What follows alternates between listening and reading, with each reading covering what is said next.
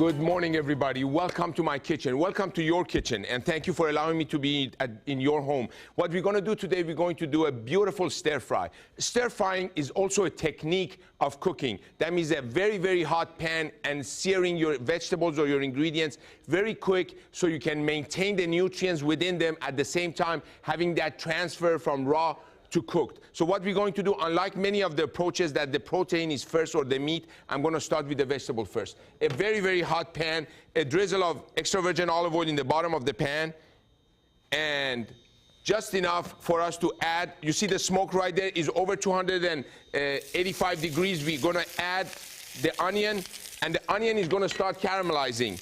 In the process, slow down, and this is what we call sautéing or stir frying, tossing the ingredients constantly. The word sauté comes from the verb à sauter in French, which means jumping. And that is exactly what your ingredient is doing, is jumping. As you can see, we always in recipes say translucent. Cook the onion until translucent. Why? The water content is released as steam. Now the light can travel within and it changes color and becomes translucent. Next ingredient, we're going to add a little bit of sliced bell peppers. Hot again, hot pan. And everything cooks a little bit together. And with the help of just a little bit of sea salt, and make sure it says pure sea salt when you're buying sea salt so you know there are no additives added to it. And if it's clumped up, that's a better thing. That means why? It doesn't have silicone or anti-caking agent in it. A little bit of white pepper. Next, we're going to add our yellow squash and little bit of green zucchini. Color, we eat with our eyes first, everybody. As we cook this, all these flavors are coming together.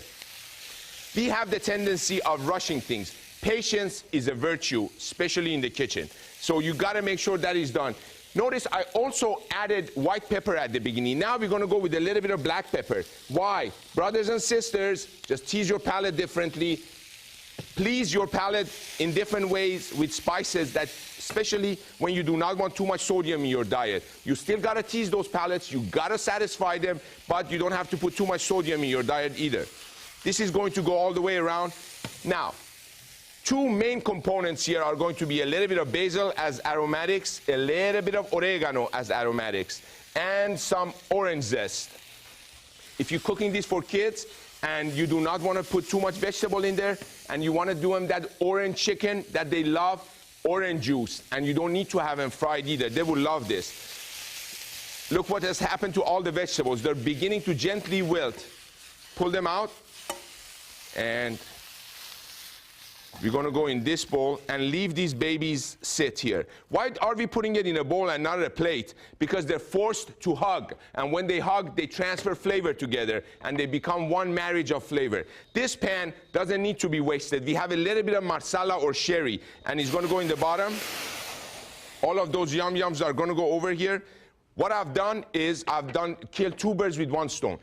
Infuse the flavors into my vegetables, clean my pan for my next step, which is going to be what? Which is going to be the pork. When we come back, I'm going to